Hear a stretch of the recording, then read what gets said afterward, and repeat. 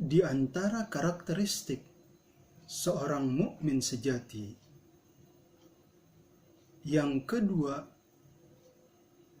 ia memiliki sodrun salim, hati yang bersih. Kalau pada pembahasan yang pertama, seorang mukmin memiliki qalbun salim, hati yang suci, maka yang kedua, seorang mukmin memiliki hati yang bersih. Hati yang suci kaitannya dengan peribadatan kepada Allah Subhanahu wa Ta'ala. Ia tidak pernah menduakan Allah, tidak pernah mempersekutukan Allah, tidak pernah melakukan kesyirikan atau perbuatan riya. Adapun sodrun salim atau hati yang bersih, yaitu bersih dari iri, dengki, dan dendam. Sebagaimana Allah Subhanahu wa Ta'ala menggambarkan penduduk ahlul jannah, penghuni surga, di dalam surat Al-Hijr ayat ke-47. Allah Subhanahu wa Ta'ala berfirman, "Wa naza'na ma fi sudurihim min ghillin ikhwanan ala sururim mutaqabilin." Dan kami cabut dari hati-hati mereka sifat iri, dengki, dendam, sehingga mereka di dalam surga bersaudara. Ala sururim mutaqabilin, mereka duduk berhadap-hadapan di atas dipan-dipan, bersenda gurau, ngobrol dalam keadaan tidak memiliki sedikit pun rasa iri, dengki, maupun dendam. Kalau qalbun salim, hati yang suci, hubungannya dengan ibadah, maka mereka memiliki sifat yang suci dari kesyirikan. Mampu menjaga hatinya, sehingga keyakinan mereka, inna solati wa nusuki wa mahyaya wa mamati lillahi rabbil alamin. Seluruh hidup matinya, solat nusuknya, hanya untuk Allah Subhanahu wa Ta'ala.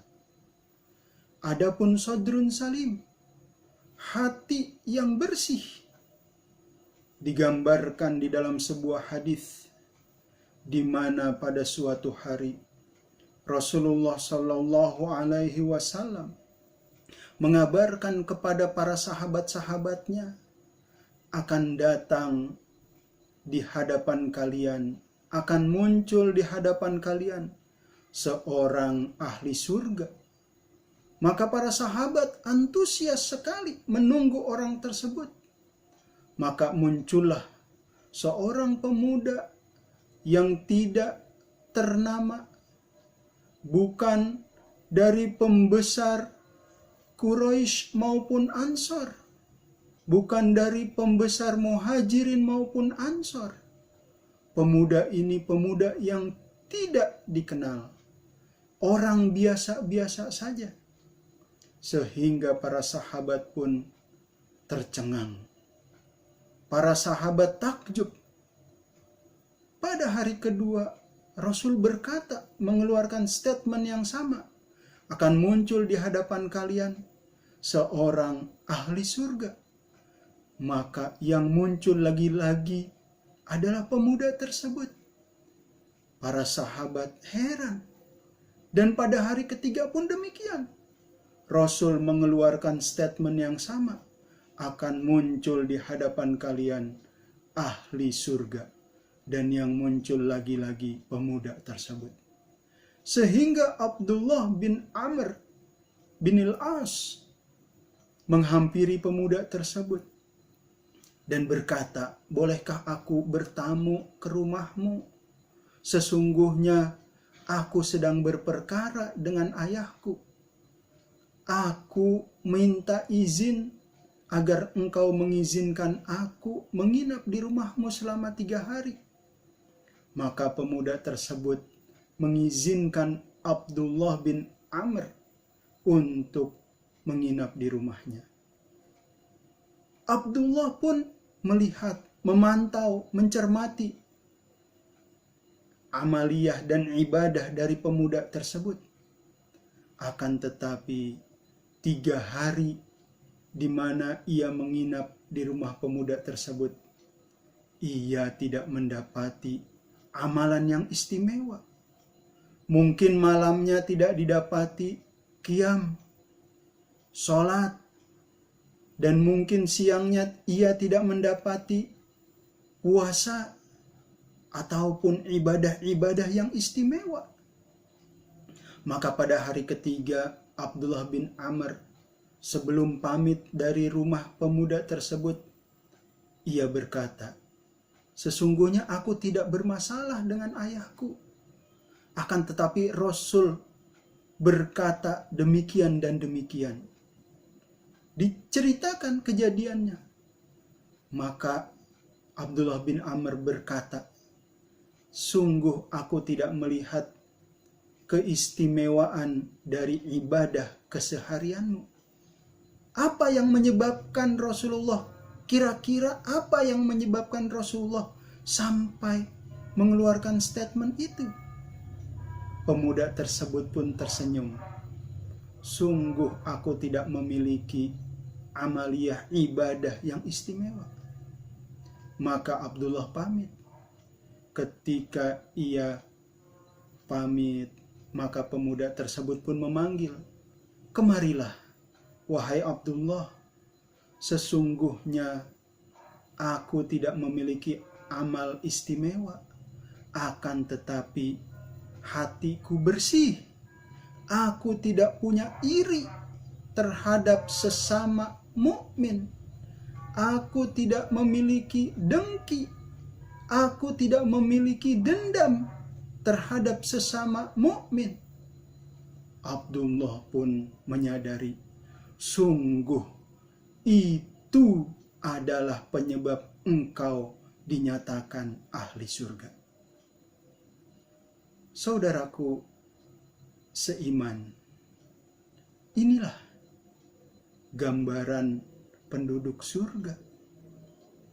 Rasulullah Shallallahu Alaihi Wasallam mengajarkan kepada kita agar kita meminta kepada Allah hati yang bersih di samping hati yang suci.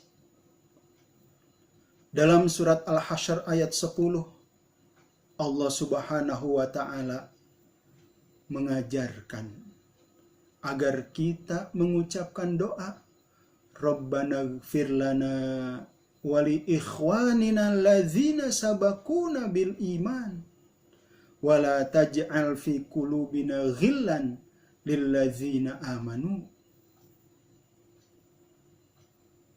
Ya Allah, wahai Rabb kami, ampunilah kami dan saudara-saudara kami yang telah mendahului kami. Dan jangan engkau jadikan di hati kami sifat kebencian, watak dendam,